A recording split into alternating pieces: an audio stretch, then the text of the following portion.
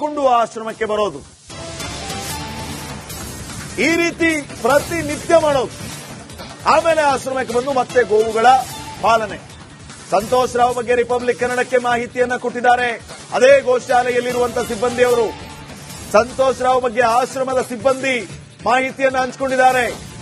ಸಿಬ್ಬಂದಿ ಜೊತೆಗೂ ಕೂಡ ಸಂತೋಷ್ ರಾವ್ ಮಾತಾಡಲ್ವಂತೆ. ಸದಾ ಒಬ್ಬಂಟಿಯಾಗಿ ಗೋಶಾಲೆಯಲ್ಲಿ ಈ ಸಂತೋಷ್ ರಾವ್ ಕೆಲಸ. ಸಂತೋಷ್ ರಾವ್ ಪ್ರತಿನಿತ್ಯ ಪ್ರತಿಕ್ಷಣ ಅದೇ ಗೋಶಾಲೆಯಲ್ಲಿ ತನ್ನ ಒಟ್ಟಿಗೆ ಕೆಲಸ ಮಾಡುವ ಸಿಬ್ಬಂದಿಯ ಜೊತೆಗೂ ಕೂಡ ಮಾತಾಡಲ್ಲ. ನೋಡಿ, ಈ ದೃಶ್ಯಗಳನ್ನ ನೋಡಿ ವೀಕ್ಷಕರೇ. ದೈಹಿಕವಾಗಿ ಆತ ಫಿಟ್ ಆಗಿರೋದನ್ನ ನೀವು ನೋಡ್ತಾ ಇದ್ದೀರಿ. ಕರಾಟೆ ಮಾಸ್ಟರ್ ತರ, ಜಿಮ್ ಟ್ರೈನರ್ ತರ ಬರ್ತಾ ಇರೋದು ಈ ಸಂತೋಷ್ ರಾವ್. ಗೋಶಾಲೆಯಲ್ಲಿ ಮೇಲ್ವಿಚಾರಕನಾಗಿ ಕೆಲಸ ಮಾಡ್ತಾ ಇರುವಂತ ಸಂತೋಷ್ ರಾವ್ ದೈಹಿಕವಾಗಿ ನೋಡಿ ಎಷ್ಟು ಫಿಟ್ ಆಗಿದ್ದಾನೆ. ಫಿಟ್ ಅಂಡ್ ಫೈನ್, ಹಟ್ಟ ಕಟ್ಟ.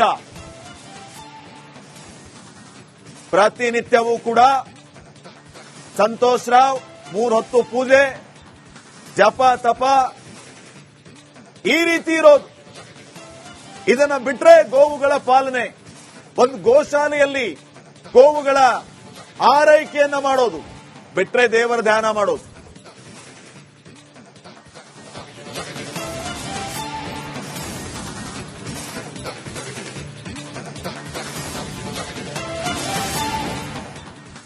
ನೋಡಿ, ಸಂತೋಷ್ ರಾವ್ಗೆ ಈಗ ವಿಪರೀತ ದೈವ ಭಕ್ತಿ. ಕೇವಲ ಭಕ್ತಿಯಲ್ಲ, ವಿಪರೀತವಾದಂತಹ ದೈವ ಭಕ್ತಿ. ಬೆಳಿಗ್ಗೆ ಸಂಜೆ ದೇವರ ಪೂಜೆಯನ್ನ ಮಾಡ್ತಾರಂತೆ ಈ ಸಂತೋಷ್. ಹಣೆಯಲ್ಲಿ ಕುಂಕುಮ ನೋಡ್ತಾ ಇದ್ದೀರಿ ದೃಶ್ಯಗಳಲ್ಲಿ. ಮೈ ಕೈ ತುಂಬೆಲ್ಲ ವಿಭೂತಿಯ ಪಟ್ಟೆ ನೋಡ್ತಾ ಇದ್ದೀರಿ ದೃಶ್ಯಗಳಲ್ಲಿ. ಈಗ ಈ ಸಂತೋಷ್ ರಾವ್ ಇರೋದು ಹೀಗೆ. ಯಾರಾದರೂ ನೋಡೋದಕ್ಕೆ ಸಾಧ್ಯನಾ? ಸಂತೋಷ್ ರಾವ್ ಎಲ್ಲಿದ್ದ ಮರ್ತೇ ಬಿಟ್ಟಿದ್ರು ಜನ. ಈತ ಎಲ್ಲಿ ಹೋದ, ಏನ್ ಮಾಡ್ತಾ ಇದ್ದ, ಈತನ ಕತೆ ಏನು, ವ್ಯತೆ ಏನು, ಈತನ ಸಂಬಂಧಿಕರು ಈತನನ್ನ ಮಾತಾಡಿಸೋದಕ್ಕೆ ಬರ್ತಾರಾ? ಈತ ಯಾಕೆ ಆತನ ಮನೆಗೆ ವಾಪಸ್ ಹೋಗ್ಲಿಲ್ಲ? ಆತನ ಸಂಬಂಧಿಕರು ಈತನನ್ನ ಕರ್ಕೊಂಡು ಹೋಗ್ಲಿಲ್ವಾ? ಈತನ ಬಗ್ಗೆ ಕ್ಯಾರೆ ಅನ್ನಲಿಲ್ವಾ? ಈತನಿಗೆ ಯಾರು ಬೇಕಾಗಿಲ್ಲ, ಈತನಿಗೆ ಯಾರು ಬೇಕಾಗಿಲ್ಲ. ಅಲ್ಲಿಂದ ನೇರವಾಗಿ ಒಂದು ಅಜ್ಞಾತ ಸ್ಥಳ, ಒಂದು ಆಶ್ರಮ. ಆ ಆಶ್ರಮದಲ್ಲಿ ತನ್ನ ಜೀವನ, ಹಸುಗಳ ಆರೈಕೆ, ವಿಪರೀತ ದೈವ ಭಕ್ತಿ, 3 ಹೊತ್ತು ದೇವರ ಪೂಜೆ, ಜಪ ತಪ ಆರಾಧನೆ, ಸಂಪೂರ್ಣವಾಗಿ ಆಧ್ಯಾತ್ಮಿಕತೆಯಲ್ಲಿ ತೊಡಗಿಕೊಂಡಿರುವಂತಹ ಸಂತೋಷ್ ರಾವ್ಗೆ ಪಶ್ಚಾತ್ತಾಪ ಕಾಡ್ತಾ ಇದೆಯಾ? ಇದು ಈಗಿನ ಪ್ರಶ್ನೆಯಾಗಿದೆ. ತೊರಳಲ್ಲಿ ಮಾಲೆ, ಸದಾ ದೇವರ ನಾಮಜಪ, ಪ್ರತಿದಿನವೂ ದೇವಸ್ಥಾನಕ್ಕೆ ನಡೆದೇ ಹೋಗಿ ಬರ್ತಾರೆ. ಒಂದು ನಾನೀಗಾಗಲೇ ಹೇಳ್ತಾ ಇದ್ದೆ, ಆ ಆಶ್ರಮದಿಂದ ಒಂದು 3-4 ಕಿಲೋಮೀಟರ್ ದೇವಸ್ಥಾನ ಒಂದು. ಆ ದೇವಸ್ಥಾನಕ್ಕೆ ನಡ್ಕೊಂಡೇ ಹೋಗೋದು, ದರ್ಶನ ಮಾಡ್ಕೊಳ್ಳೋದು, ವಾಪಸ್ ನಡ್ಕೊಂಡೇ ಬರೋದು. ಮತ್ತೆ ಯಥಾವತ್ತಾಗಿ ಆಶ್ರಮದಲ್ಲಿ ಆತನ ಕೆಲಸ. ದೈಹಿಕವಾಗಿ ಫಿಟ್ ಆಗಿರುವಂತಹ ಸಂತೋಷ್ ರಾವ್ನ ನೀವೀಗ ನೋಡ್ತಾ ಇದ್ದೀರಿ. ರಿಪಬ್ಲಿಕ್ ಕನ್ನಡದ ಸ್ಕ್ರೀನ್ ಮೇಲೆ ಸಂತೋಷ್ ರಾವ್ ಈಗ ಹೇಗಿದ್ದಾನೆ ಅನ್ನುವಂತ ಸೂಪರ್ ಎಕ್ಸ್ಕ್ಲೂಸಿವ್ ದೃಶ್ಯಗಳನ್ನ ಗಮನಿಸ್ತಾ ಇದ್ದೀರಿ.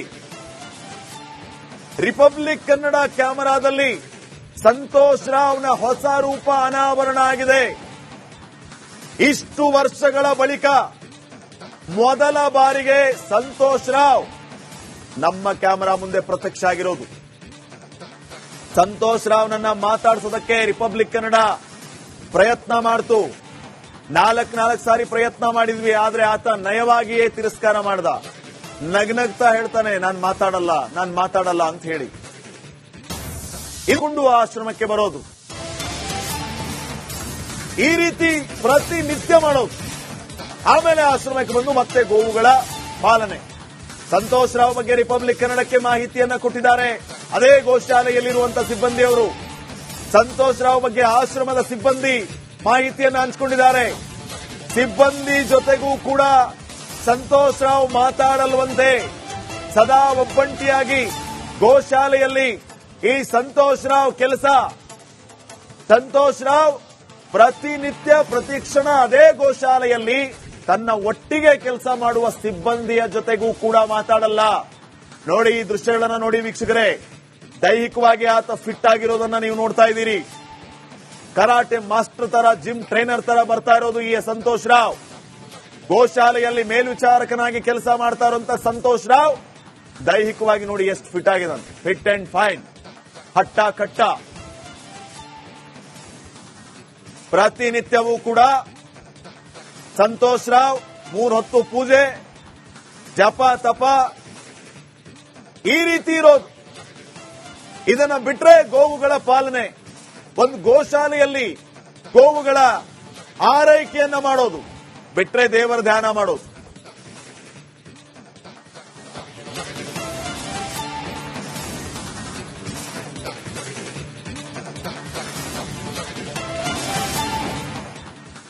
ನೋಡಿ, ಸಂತೋಷ್ ರಾವ್ಗೆ ಈಗ ವಿಪರೀತ ದೈವ ಭಕ್ತಿ, ಕೇವಲ ಭಕ್ತಿಯಲ್ಲ, ವಿಪರೀತವಾದಂತಹ ದೈವ ಭಕ್ತಿ. ಬೆಳಿಗ್ಗೆ ಸಂಜೆ ದೇವರ ಪೂಜೆಯನ್ನ ಮಾಡ್ತಾರಂತೆ ಈ ಸಂತೋಷ್. ಹಣೆಯಲ್ಲಿ ಕುಂಕುಮ ನೋಡ್ತಾ ಇದ್ದೀರಿ ದೃಶ್ಯಗಳಲ್ಲಿ, ಮೈ ಕೈ ತುಂಬೆಲ್ಲ ವಿಭೂತಿಯ ಪಟ್ಟೆ ನೋಡ್ತಾ ಇದ್ದೀರಿ ದೃಶ್ಯಗಳಲ್ಲಿ. ಈಗ ಈ ಸಂತೋಷ್ ರಾವ್ ಇರೋದು ಹೀಗೆ.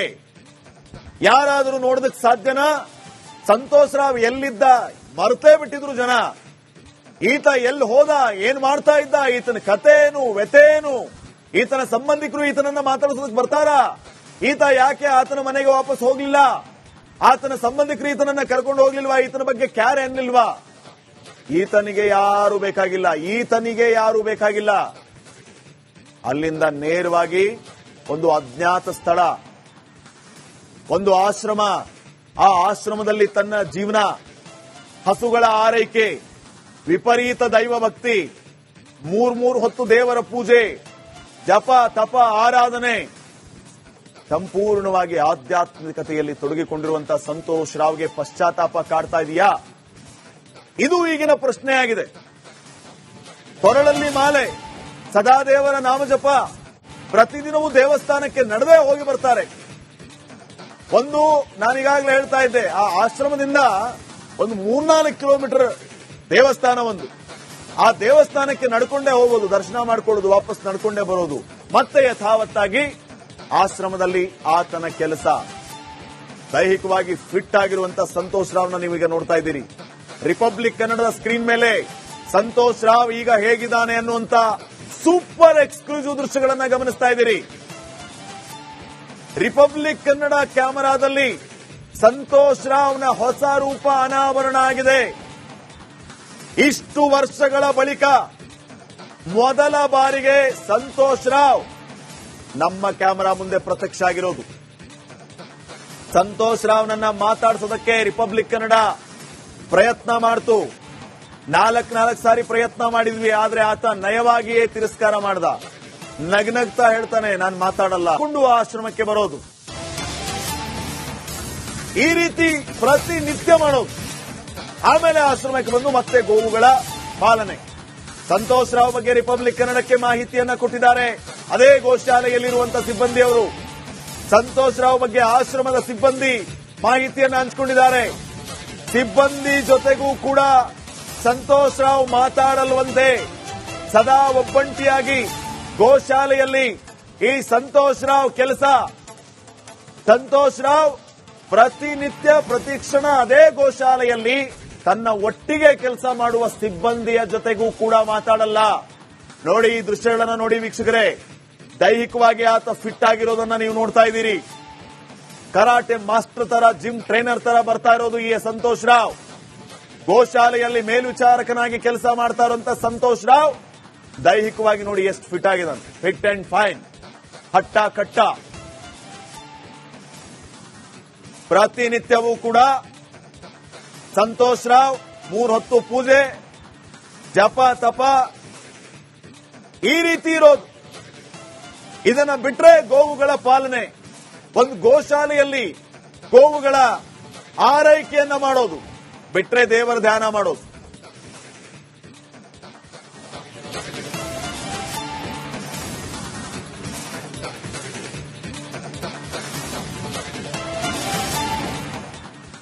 ನೋಡಿ, ಸಂತೋಷ್ ರಾವ್ಗೆ ಈಗ ವಿಪರೀತ ದೈವ ಭಕ್ತಿ, ಕೇವಲ ಭಕ್ತಿಯಲ್ಲ, ವಿಪರೀತವಾದಂತಹ ದೈವ ಭಕ್ತಿ.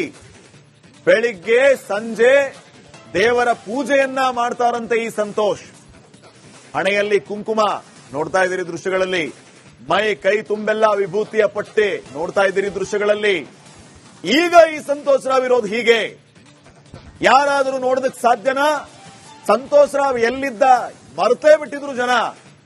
ಈತ ಎಲ್ಲಿ ಹೋದ, ಏನ್ ಮಾಡ್ತಾ ಇದ್ದ, ಈತನ ಕಥೆನು ವ್ಯಥೆನು, ಈತನ ಸಂಬಂಧಿಕರು ಈತನನ್ನ ಮಾತಾಡಿಸೋದಕ್ಕೆ ಬರ್ತಾರ? ಈತ ಯಾಕೆ ಆತನ ಮನೆಗೆ ವಾಪಸ್ ಹೋಗ್ಲಿಲ್ಲ? ಆತನ ಸಂಬಂಧಿಕರು ಈತನನ್ನ ಕರ್ಕೊಂಡು ಹೋಗ್ಲಿಲ್ವಾ? ಈತನ ಬಗ್ಗೆ ಕ್ಯಾರ್ ಎನ್ಲಿಲ್ವಾ? ಈತನಿಗೆ ಯಾರು ಬೇಕಾಗಿಲ್ಲ, ಈತನಿಗೆ ಯಾರು ಬೇಕಾಗಿಲ್ಲ.